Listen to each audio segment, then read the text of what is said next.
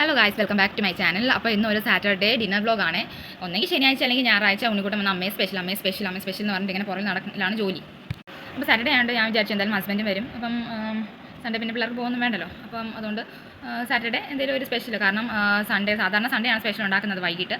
പക്ഷേ തിങ്കളാഴ്ച മോൾക്ക് എക്സാം ആയതുകൊണ്ട് ഞായറാഴ്ച എന്തായാലും അവളെ കൊണ്ട് പഠിക്കാൻ ഇരിക്കേണ്ടി വരും. അതുകൊണ്ട് ഞാൻ പിന്നെ ഓർത്ത് എന്നാൽ പിന്നെ ശനിയാഴ്ച തന്നെ സ്പെഷ്യൽ എന്തെങ്കിലും ഉണ്ടാക്കി കൊടുക്കാം. അതാകുമ്പോൾ പിന്നെ സൺഡേ ഇങ്ങനെ പറഞ്ഞു വരില്ല. അങ്ങനെ ഞാനൊരു 3.5 ഗ്ലാസ് ബസ്മതി റൈസ് കഴുകിയിട്ട് തിളയ്ക്കാൻ വെച്ചിട്ടുണ്ടായിരുന്നു. അതിൻ്റെ കൂടെ ഉപ്പ് ഇട്ടിട്ടുണ്ടായിരുന്നു. അത് കഴിഞ്ഞ് തിളച്ച് കഴിഞ്ഞ് ഞാൻ കുറച്ച് എണ്ണയും കൂടെ, കാരണം സ്റ്റിക്കി ആയിട്ട് ഇരിക്കാതിരിക്കാൻ ഞാൻ കുറച്ച് എണ്ണയും കൂടെ ആഡ് ചെയ്തിട്ടുണ്ടായിരുന്നു. അത് കഴിഞ്ഞ് അത് നല്ലപോലെ സാധാരണ ഒന്നെങ്കിൽ ഒട്ടും വേവത്തില്ല, അല്ലെങ്കിൽ നല്ലപോലെ വെന്ത് കുഴഞ്ഞ് വരെ ഞാൻ പ്രിപ്പയർ ചെയ്യുന്നത്. പക്ഷേ ഈ പ്രാവശ്യം ഒരുവിധം കറക്റ്റ് ആയിരുന്നു കേട്ടോ. കാരണം ഇടയ്ക്ക് 2-3 പ്രാവശ്യം ഞാൻ അമ്മയെ കൊണ്ട് കാണിച്ചു. അപ്പോൾ അങ്ങനെ പറഞ്ഞിട്ട് അമ്മ 2 പ്രാവശ്യം നോക്കി 3-ാമത്തെ പ്രാവശ്യം നന്നാ ഊറ്റിക്കും റെഡിയായെന്ന് പറഞ്ഞു.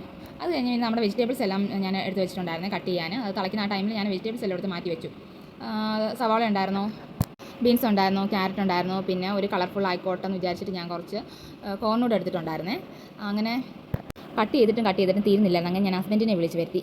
എന്നിട്ട് പറഞ്ഞു, ഇവിടെ പനീറും ഫ്രൈഡ് റൈസും ഉണ്ടാക്കാൻ പോവുകയാണ്, എന്നെ ഹെൽപ്പ് ചെയ്തേ പറ്റത്തുള്ളൂ. കാരണം ഞാൻ റൈസിൻ്റെ മാത്രമേ ഇതുവരെ റെഡി ആക്കിയിട്ടുള്ളൂ. എനിക്ക് പനീറിൻ്റെ എല്ലാം റെഡി ആക്കാനുണ്ട്. വന്ന് ഹെൽപ്പ് ചെയ്യാൻ പറഞ്ഞു. അങ്ങനെ പാവം വന്ന് ഹെൽപ്പ് ചെയ്യുന്നുണ്ട്. അങ്ങനെ ഹെൽപ്പ് ചെയ്യാറില്ല സാധാരണ, ബട്ട് എന്തെങ്കിലും കേസിൽ നിന്ന് വിളിച്ചാൽ വന്ന് ഹെൽപ്പ് ചെയ്യും. അപ്പം എന്നെ നോക്കിയിട്ട് ഇങ്ങനെ എൻ്റെ വീഡിയോ ഒന്നും എടുത്തിട്ടില്ലേ എന്ന് പറഞ്ഞിട്ട് ഇങ്ങനെ ഇരിക്കുകയാണ്.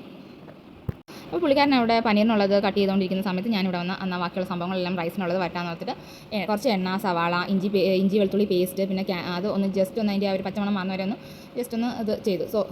ഇളക്കി കൊടുത്തു. അത് കഴിഞ്ഞിട്ട് പിന്നെ നമ്മുടെ ബാക്കി പച്ചക്കറി എല്ലാം കൂടി ഒന്നിച്ചങ്ങ് തട്ടി കൊടുത്തു. നമ്മുടെ ചോളവും ക്യാരറ്റും പിന്നെ ബീൻസ് എല്ലാം കൂടി ഇട്ട് ഒന്ന് ഇളക്കി കഴിഞ്ഞപ്പോഴേക്കും പിന്നെ കുറച്ച് ഉപ്പ്, അതിന് മുന്നേ ഞാൻ സവാളയുടെ കൂടെ തന്നെ ഉപ്പ് ഇട്ട് കൊടുത്തിട്ടുണ്ടായിരുന്നേ. എല്ലാം കൂടെ ഇളക്കി കഴിഞ്ഞപ്പോൾ നല്ലൊരു കളർഫുൾ, നല്ല രസമുണ്ട് കാണാനല്ലേ.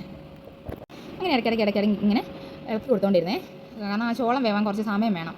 അതുപോലെ ക്യാരറ്റ് ആണെങ്കിലും വേഗം കുറച്ച് സമയം വേണം. അപ്പോൾ അതൊന്ന് ജസ്റ്റ് ഒന്ന് ഇത് റെഡി ആവാൻ വെച്ചിട്ട് ഞാൻ ഇപ്പോഴത്തെ സൈഡിൽ എനിക്കൊരു ചെറിയൊരു ഉരുളിയാണ് കിട്ടിയത്. അതിൻ്റെ അകത്തുള്ള ചപ്പും ചവറും എല്ലാം കൂടെ വാരിയിട്ടിട്ട് അത് കഴിഞ്ഞിട്ട് കുറച്ച് സവാളയും ഇഞ്ചിയും വെളുത്തുള്ളിയും കട്ട് ചെയ്തത്, ഇതിൽ പേസ്റ്റ് ചെയ്യാൻ ചെയ്യത്തില്ല കേട്ടോ. ഇഞ്ചിയും വെളുത്തുള്ളിയും കുറച്ച് കട്ട് ചെയ്തത്, പിന്നെ തക്കാളി, പിന്നെ ഒന്ന് ജസ്റ്റ് ഒന്ന് റോസ്റ്റ് ചെയ്തൊന്ന് ജസ്റ്റ് ഒന്ന് ഇളക്കി കഴിഞ്ഞിട്ട് ഞാൻ കാഷ്നട്ട് കൂടെ ആഡ് ചെയ്ത് കൊടുത്തേ.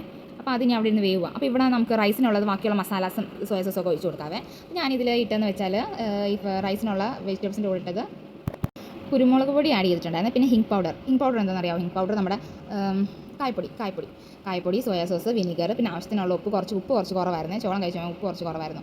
അങ്ങനെ എല്ലാം കൂടെ മിക്സ് ചെയ്തിട്ട് നല്ലപോലെ വഴട്ടി എല്ലാ മസാലയെല്ലാം അതിൽ പിടിച്ചിട്ടുണ്ടായിരുന്നു. അപ്പോൾ ഞാൻ പറഞ്ഞു, ഹസ്ബൻഡിനെ വിളിച്ചിട്ട് പറഞ്ഞു ഈ ചോറിൽ അങ്ങോട്ട് തട്ടിയിട്ടൊന്ന് ഇളക്കാൻ പറഞ്ഞു. കാരണം ചോറിന് ക്വാണ്ടിറ്റി കുറച്ച് കൂടുതലുണ്ടായിരുന്നു. അപ്പോൾ ഞാൻ അത് ശരിയാവില്ല. ആ ടൈമിലേക്കും നമ്മുടെ പനീറിനുള്ള ഗ്രേവി എല്ലാം കൂടെ ഞാനത് ചൂടാറാൻ വെച്ചിട്ട് ഞാനത് അരച്ചിട്ട് ബാക്കിയുള്ള പ്രിപ്പറേഷൻ ചെയ്യട്ടെ, അതൊന്ന് മിക്സ് ചെയ്യാൻ പറഞ്ഞു. അങ്ങനെ പുള്ളിക്കാരൻ മിക്സ് ചെയ്തു. ആ സമയത്ത് ഞാൻ നമ്മുടെ വഴട്ടി വെച്ച എല്ലാം കൂടെ ഞാനൊന്ന് അരച്ച് വെച്ചിട്ടുണ്ടായിരുന്നേ. അത് കഴിഞ്ഞ് നമുക്കിനി പനീറിൻ്റെ റെഡി ആക്കണ്ടേ. അപ്പോൾ ഞാൻ കുറച്ച് ബാക്കിയുള്ള നമ്മുടെ ഈ ഗ്രാമ്പൂ, പട്ട, അങ്ങനെ സംഭവം എല്ലാം കൂടെ എണ്ണയിലിട്ടിട്ടൊന്ന് ജസ്റ്റ് ഒന്ന് മിക്സ് ചെയ്തിട്ട് പിന്നെ സവാള ഇട്ടിട്ടുണ്ടായിരുന്നേ അതൊന്ന് ചൂടായി കഴിഞ്ഞിട്ട് നമ്മുടെ അരച്ച് വെച്ച ഗ്രേവി എല്ലാം കൂടെ അതിലോട്ടൊന്ന് ഇട്ടു. അത് കഴിഞ്ഞിട്ട് അതിൻ്റെ കൂടെ ഞാൻ കുറച്ച് നമ്മുടെ ഫ്രഷ് ക്രീമില്ലേ, കുറച്ച് ഫ്രഷ് ക്രീം കൂടെ ആഡ് ചെയ്തു.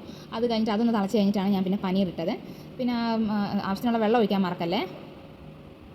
പിന്നെ നമ്മുടെ പനീർ കറിക്ക് സവാള വഴറ്റുന്നതിന് മുന്നേ മുളക് പൊടി, മഞ്ഞൾപ്പൊടി, കുറച്ച് കുരുമുളക് പൊടി, കുറച്ച് ഹിങ് പൗഡർ ഇതെല്ലാം ചേർത്തിട്ടായിരുന്നു ഇത് ചെയ്തിട്ടുള്ളത്. ഞാനതൊന്ന് പറയാനെങ്കിൽ വിട്ടുപോയി കേട്ടോ. അത് കഴിഞ്ഞിട്ടാണ് നമ്മൾ അരച്ച് വെച്ച ഗ്രേവി അതിലിട്ടിട്ട് ഫ്രഷ് ക്രീം ഇട്ടൊന്ന് മിക്സ് ചെയ്തിട്ട് പിന്നെ കുറച്ച് ആവശ്യത്തിനുള്ള വെള്ളം ഒഴിച്ചിട്ട് അത് പനീർ ഇട്ട് നമ്മൾ റെഡിയാക്കിയത്. അപ്പോൾ അങ്ങനെ നമ്മുടെ ഞാനൊരു 7 o'clock സ്റ്റാർട്ട് ചെയ്ത് ഒരു 9:15 ഒക്കെ ആയപ്പോഴാണ് തീർന്നത്. ഹസ്ബൻഡ് ഹെൽപ്പ് ചെയ്തിട്ട് പോലും. അപ്പോൾ അങ്ങനെ നമ്മുടെ വെജിറ്റബിൾ ഫ്രൈഡ് റൈസും പനീർ കറിയും റെഡി ആയിട്ടുണ്ട് കേട്ടോ. ഇത് ബട്ടർ പനീറാണേ. ഇടയ്ക്ക് ഞാൻ കുറച്ച് ബട്ടറൊക്കെ ഇട്ടിട്ടുണ്ട്, എന്നൊക്കെ പറയാൻ മറന്നുപോയി. അപ്പോൾ എല്ലാവർക്കും ഇന്നത്തെ സാറ്റർഡേ ഡിന്നർ വ്ലോഗ് ഇഷ്ടപ്പെട്ടെന്ന് വിചാരിക്കുന്നു. ഇഷ്ടപ്പെട്ടെങ്കിൽ ലൈക്കും കമൻറ്റും ഷെയറും സബ്സ്ക്രൈബ് ചെയ്യാൻ മറക്കല്ലേ. അപ്പോൾ എൻ്റെ അടുത്ത വീഡിയോ കൊണ്ട് വരുന്നവരേക്കും എല്ലാവർക്കും ടാറ്റാ, ബൈ, ടേക്ക് കെയർ.